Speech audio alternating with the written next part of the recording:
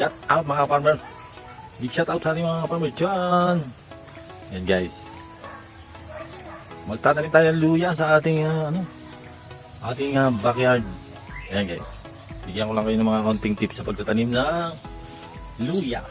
Alright.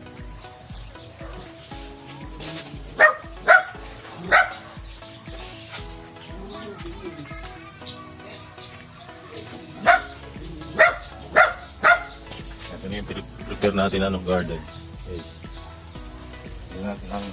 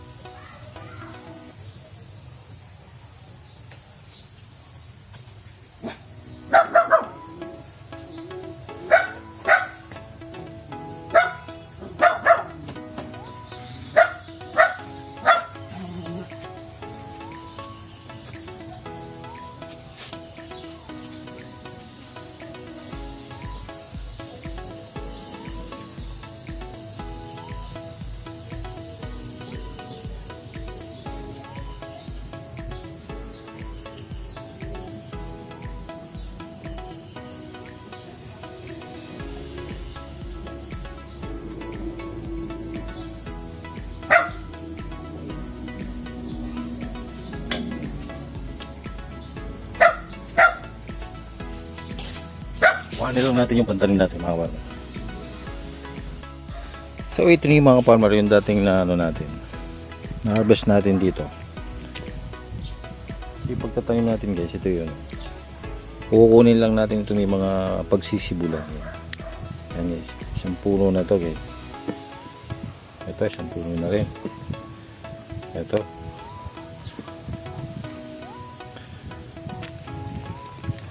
Basta meron siya mga pagsisibulan. Okay na. Meron na tayong 6. Ayan o. So isang meron nakuha tayo ng 6. Ito naman. Ito yan o. 1, 2. So ito ay bigyan na natin ito. Pwede pa ito kaya lang. Pwede na tanin na natin yan. Ito naman o. Yan o. Madali lang siya.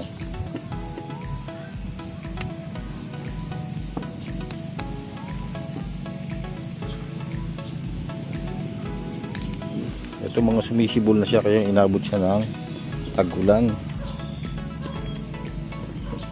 Alright. Yan, pwede nating tanim yan. Isang row pa lang yung nagawa natin.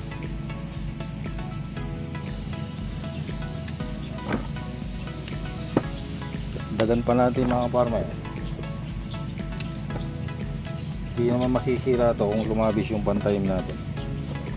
Ayan guys, bukan natin to. Pwede na siguro to.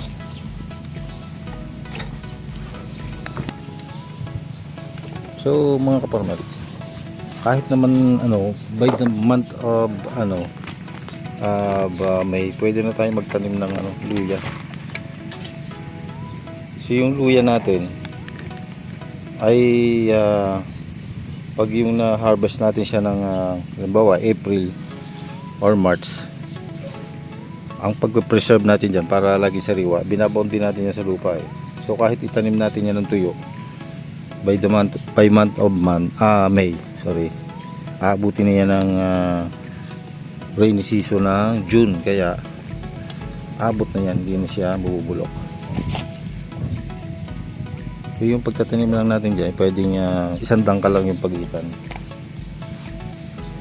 At kahit ang lalim niya ay mga 2 inches lang. 2 inch. Tama, 2 inches. Pwede na dito, yan o. Basta ipapaibabaw lang natin yung pag sisibulan. Guys. Mga 1 feet lang yung pagitan natin guys. Yan. Pwede na yan.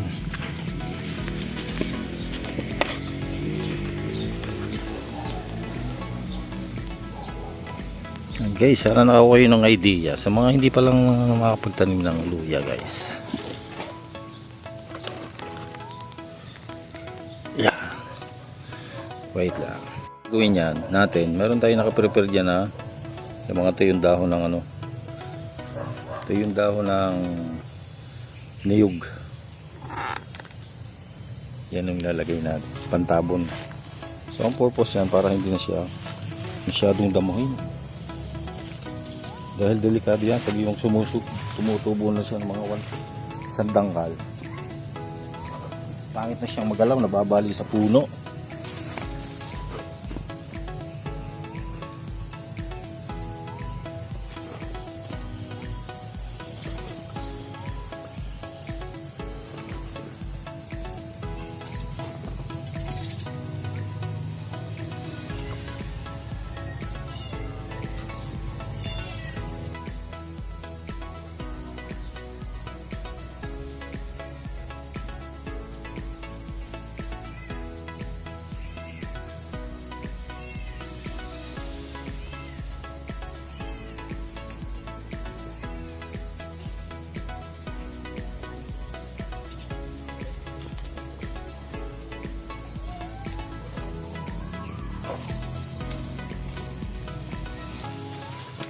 Makakapagawa pa tayo ng isang row.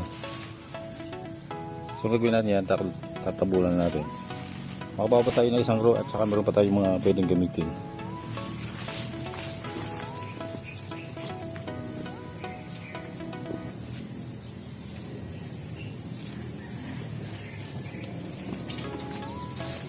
Tabulan natin guys. Dali lang ang tabon nito.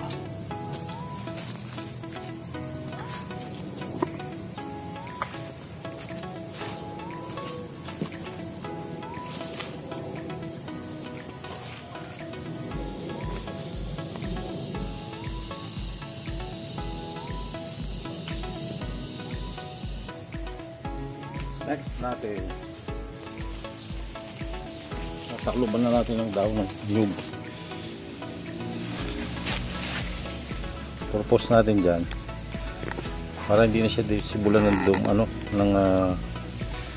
damo.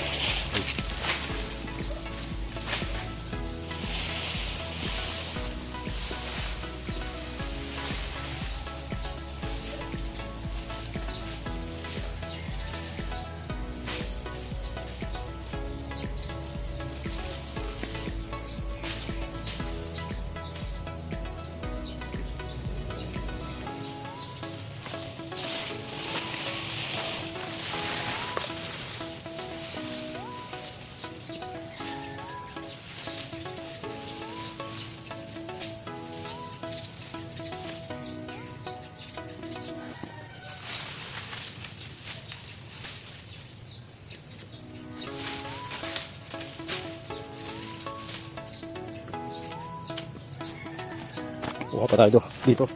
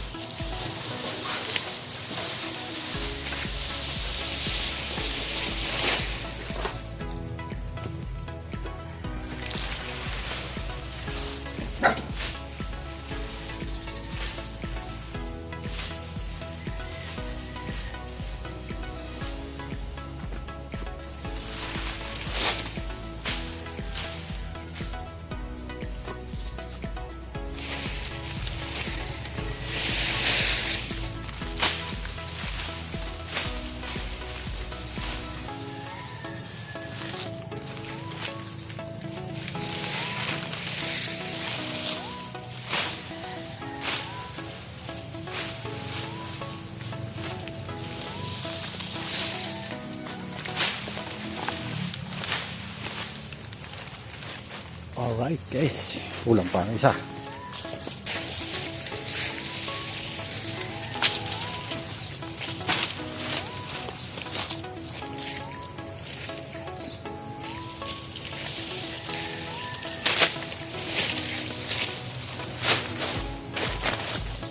So yan mga farmer,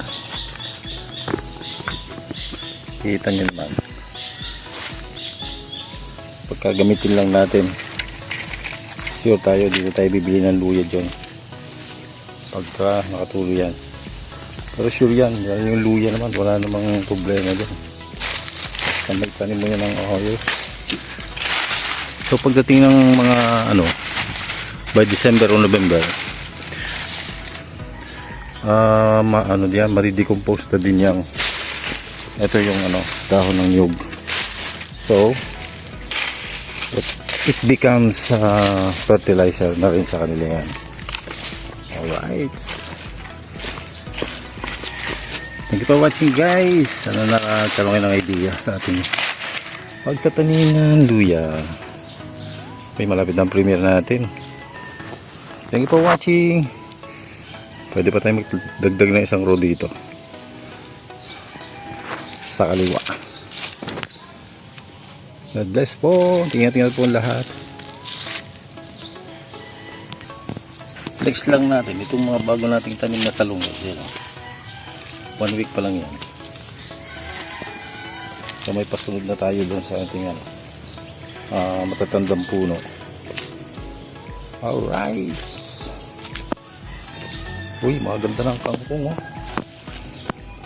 Meron na tayong mga adobong kangkong guys. Mayang hapon tirahin natin yan. Oh, maganda na oh. Ganda ng kangkong. Tama tayo dyan. Meron pa tayong oyster sauce. Samahan natin ang mga bulaklak. Goodbye and see you around again. God bless po. So may nakahukay pa tayo malaki oh. Almost 1 feet ang haba. Ito yung karugtong nya. Laki. Pag mataba yung lupa, talagang mataba yung bunga, laman.